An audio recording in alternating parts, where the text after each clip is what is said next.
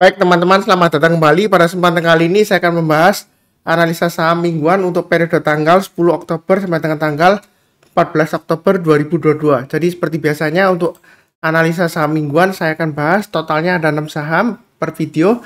Jadi ada beberapa video yang saya sudah buat ya untuk minggu ini. Playlistnya ada di video deskripsi di bawah ini. Saya mulai langsung dengan yang pertama adalah untuk saham Adaro. Jadi kalau kita perhatikan untuk weekly-nya Adaro ya, minggu lalu dia berhasil breakout naik ke atas 4.200 ya, higher high sampai dengan 4.250. Kemudian penutupan minggu lalu walaupun dia ditutup di bawahnya 4.200 ya, masuk lagi ke sideways areanya 3.800 sampai dengan 4.200. Menurut saya sih untuk Adaro ini masih layak hold ya. Jadi yang sudah punya pasang aja trading stopnya di 4.000, maksimum di 3.800. Nah, bagi yang ingin punya tapi maunya buy on weakness, saran saya ada 3 area di sini, 3.800, 3.500 atau 3.200. Itu maksimum ya. Yang sebelumnya di sini saya hapus saja karena kalau dia turun lagi di bawah 3.200, dia turunnya bisa dalam ya. Jadi kita buy on weakness di area 3.200 saja sementara gitu, seperti itu ya. Buy on weakness itu artinya kalau dia turun kemudian rebound mantul ke atas, di sana kesempatan kita untuk buy. Nah, kalau kita perhatikan di sini yang belum punya kalau mau buy silahkan ya, tapi buy-nya bertahap aja. Karena dia memang tanggung ya di tengah-tengahnya antara 4.000 dan 4.200. Jadi kalau dia naik lagi ke atas 4.200 kita boleh tambah lagi atau average up ya kalau yang sudah punya. Memang sebelumnya 4.250 dia gagal Pak Sunar turun. Ya kalau sebelumnya gagal belum tentu kalau kali ini dia breakout lagi gagal lagi belum tentu ya. Jadi target price berikutnya masih memungkinkan ke 4.400 dan 4.600. Itu untuk Adaro ya. Jadi sejauh ini uptrendnya masih cukup menarik. Ini weekly chartnya support resistennya. Kemudian untuk daily chartnya di sini sudah pernah saya gambarkan juga bahkan sering ya, bahwasannya sebelumnya dia sideways di area 3860 sampai dengan 4200. Ini sudah saya gambarkan ya. Jadi area buy on weakness di 3750 atau 3860 ya sini ya. Jadi harusnya yang ngikutin saya sudah tahu ya seperti itu ya. Nah, di sini kan dia hari Kamis ya, tanggal 6 Oktober itu dia berhasil breakout higher high. Kemudian dia pullback ya. Nah, sebenarnya penutupan hari Jumat ini masih cukup menarik ya. Kalau mau buy sekarang boleh aja buy-nya bertahap ya. Kalau dia naik lagi ke atas 4.200 atau 4.250 kita boleh tambah lagi atau average up bagi yang sudah punya. Bagi yang belum punya kalau mau buy high sell higher silahkan ya seperti itu ya. Jadi belinya bertahap aja, setiap kelipatan Rp50 kalau dia naik kita tambah lagi atau average up. Target price berikutnya masih memungkinkan ke 4.500 ya, itu terdekatnya. Nah, kalau misalnya Anda nggak buru-buru, kalau mau buy on weakness tunggu aja di area 3860 atau 3750. Artinya buy on weakness itu kalau dia turun kita belinya kalau sudah berhasil rebound mantul ke atas ya, atau kita pakai acuan yang di bawahnya 3.500 sampai 3.400 ya, seperti itu ya. Tapi kalau mau tunggu maksimum paling bawah ya 3.000 ya. Tapi kalau turun lagi di bawah 3.000 saran saya jangan buy on weakness lagi ya, seperti itu ya, karena resikonya bisa dalam. Jadi terdekatnya yang reasonable ya, yang masuk akal buy on weakness di area 3750 sampai 3860 atau 3400 sampai 3500. Karena kalau turun banyak 3400 saya takutnya ini uptrendnya sudah berubah arah menjadi downtrend dan downtrendnya bisa makin kuat ya seperti itu ya. Ya sejauh ini kalau kita bicara mengenai inflasi global dan juga tekanan harga komoditas ya seperti itu ya.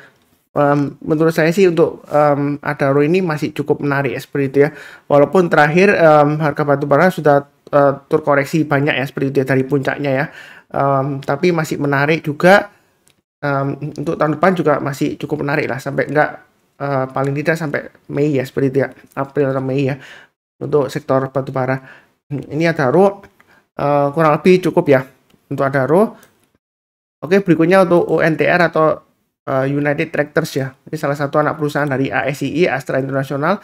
Nah, kalau kita perhatikan di sini untuk weekly chartnya ini sudah saya gambarkan, dia trading range-nya 31875 sampai dengan 35.000. Jadi kalau mau buy sekarang sebenarnya boleh aja, masih cukup menarik ya. Dia itu sideways-nya di jalur uptrend-nya. Jadi walaupun di sini kalau kita perhatikan di sini kurang lebih 4 minggu yang lalu ya, dia higher high kemudian dia koreksi 3 minggu. Nah, minggu lalu dia kan mulai rebound. Nah, ini kalau mau buy silakan, buy-nya bertahap aja. Nanti kalau dia berhasil breakout lagi ke atas 34.100 ya, hanya minggu lalu kita boleh tambah lagi atau average up.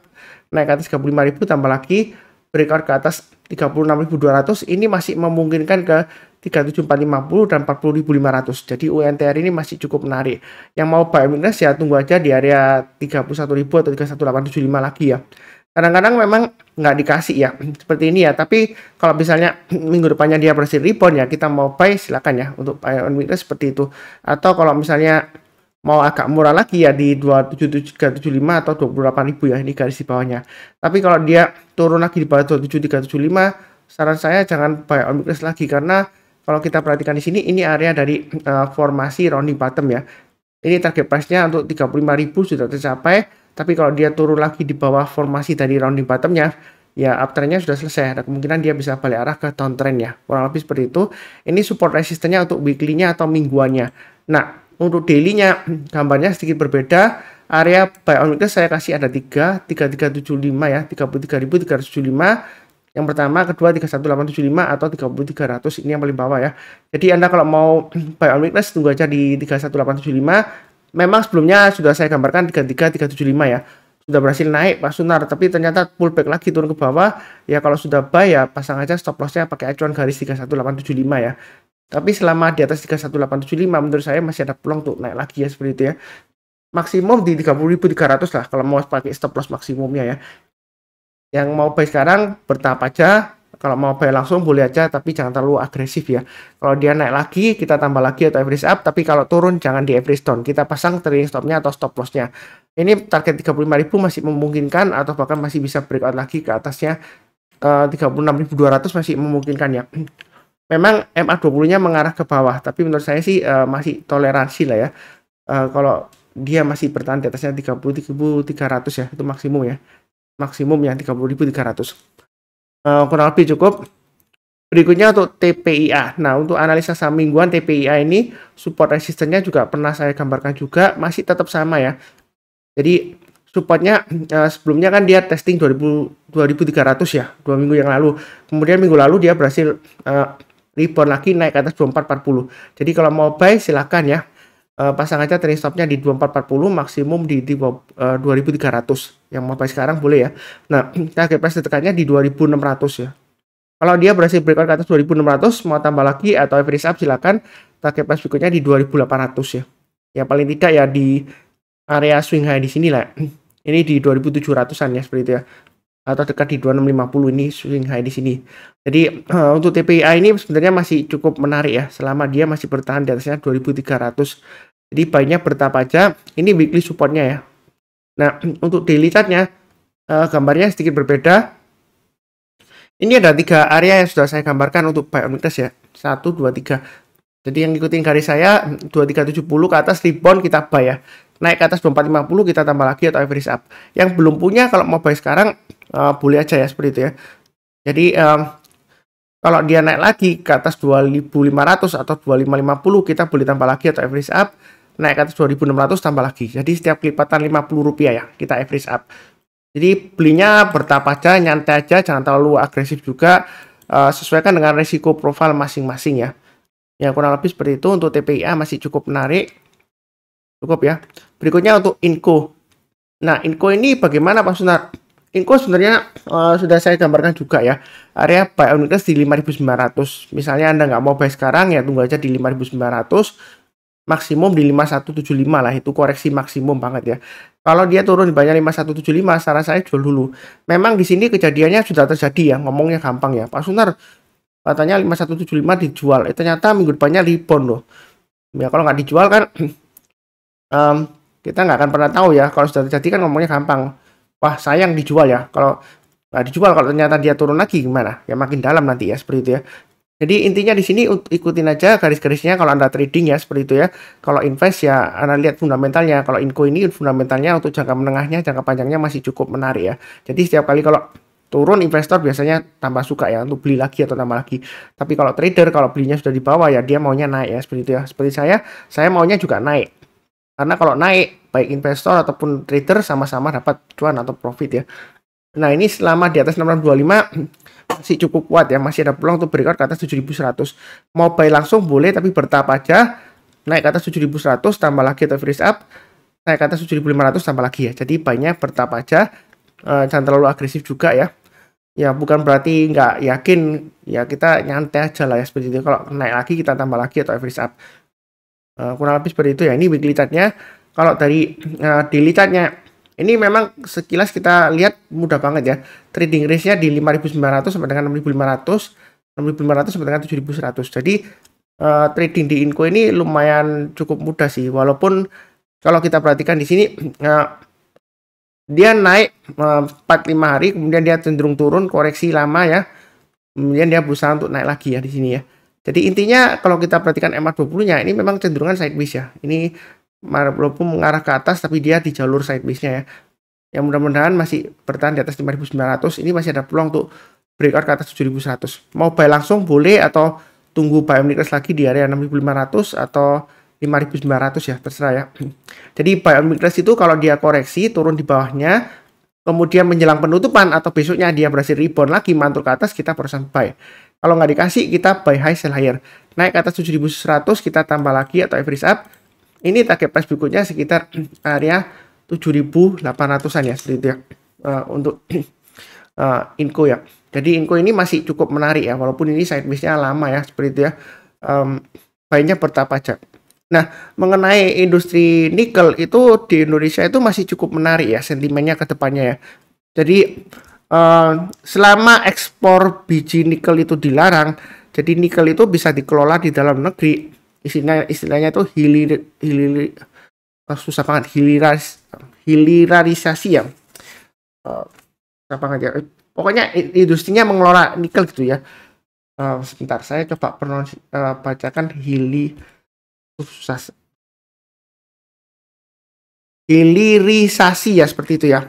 Jadi hilirisasi itu dia strategi untuk meningkatkan nilai tambah komoditas ya, terutama nikel ya, kita bicarakan ini ya. Jadi hilirisasi ya. Maklum bahasa Indonesia saya mungkin jelek ya, seperti itu ya. Jadi hilirisasi ya. Jadi kita meningkatkan nilai tambahnya. Untuk kedepannya sih masih cukup menarik ya, apalagi kalau kita lihat berita-berita ya, itu ada perusahaan yang mulai tertarik untuk mengembangkan motor listrik ya, seperti itu ya. Jadi apalagi salah satu pelopornya yaitu CEO-nya Gojek ya, dia tertarik juga supaya armadanya itu nanti pakai motor listrik ya. Itu salah satu ambisinya ya, seperti itu ya. Ya kalau kita perhatikan di sini ini masih cukup menarik untuk Inco. Oke, berikutnya untuk LPPF ya. Di LPPF ini memang lama belum saya bahas, ingat saya ya. Saya gambarkan dulu support resistennya. Ini grafik mingguannya ya. Jadi supportnya yang paling bawah di sini 3650 ya, swing low-nya. Kemudian di sini swing low berikutnya di sini di 4150. Nah, yang sudah punya pasang aja trade stop-nya atau stop loss-nya di 4150 ya. Kalau di 3650 terlalu jauh ya. Nah, kalau mau buy sekarang boleh nggak Pak Sunar? Untuk LPPF boleh ya. Kemudian berikutnya target price-nya sekitar 4790. Ini saya gambarkan dari swing high di sini ya. Jadi 4790 mau buy sekarang boleh. Nanti kalau dia setiap kali naik lagi, naik ke atas 4580 hanya minggu lalu ya, kita boleh tambah lagi atau average up. Target price berikutnya di 4790. Kemudian kalau kita gambarkan area resisten berikutnya sekitar ini paling dekat 5125 ya. Jadi kalau dia breakout lagi, maka target berikutnya sekitar 5.900. Jadi untuk LPPF ini intinya kalau mau buy boleh aja selama dia bertahan di atas 4150 ya. Seperti itu ya. Tapi kalau turun jangan di average down ya. Pasang trailing stop atau stop loss. Kenapa jangan di average down? Karena walaupun dia minggu lalu rebound, ini masih di jalur downtrendnya. Arahnya masih cenderung mengarah ke bawah ya.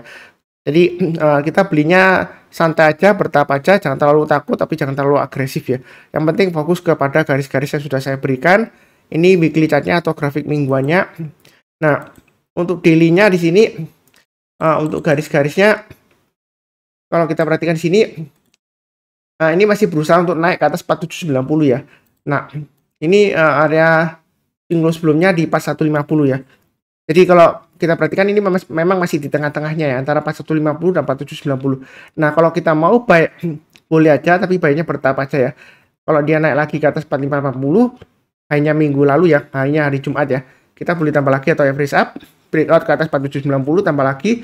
Nah, ini di tengah-tengahnya ada acuan untuk average up ya. Jadi kalau dia naik lagi ke atas 4990 atau ke atasnya ini ya, saya ambil di tengah-tengahnya aja 5125, itu boleh tambah lagi atau average up ya.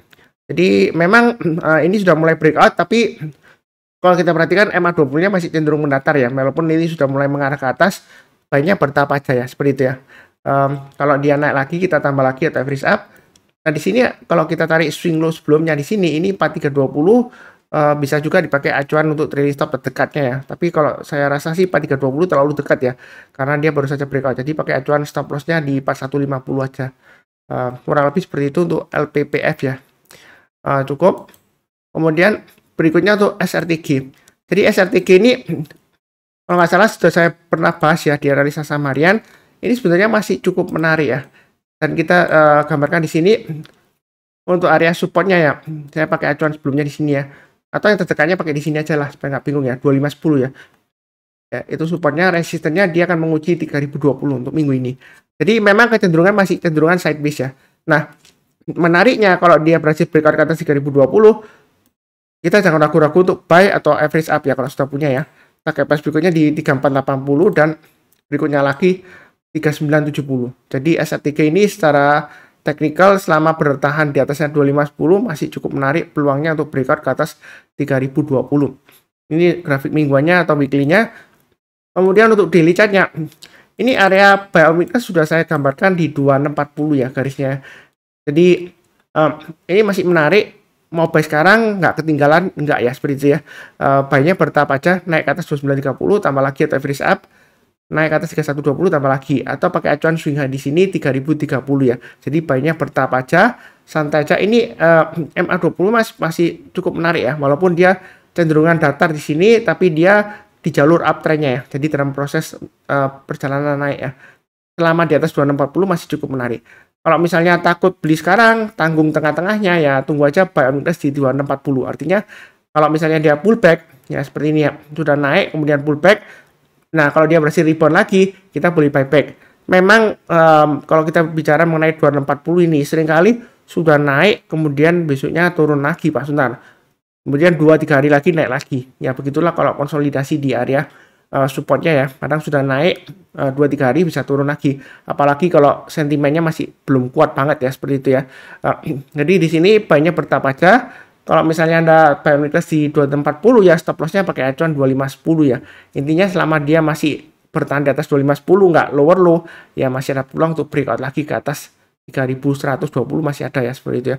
Jadi buy-nya bertahap aja untuk SRTG sejauh ini masih cukup menarik ya, walaupun laporan keuangan terakhir mengecewakan ya, tapi dia dari dividen dari portfolionya dia aja harusnya lumayan membantu ya untuk posisi laporan keuangan ke depannya seperti itu ya.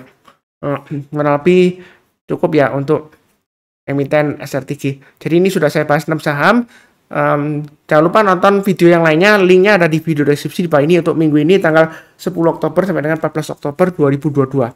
Seperti biasanya saya doakan selalu semuanya selalu sehat, damai dan sejahtera selalu. Kemudian yang barusan kenal channel Saham Profit jangan lupa subscribe, like, nyalakan lonceng notifikasinya ya supaya kalau ada video baru Anda bisa langsung nonton nggak ketinggalan ya seperti itu ya. Kurang lebih cukup, tetap semangat, terima kasih banyak.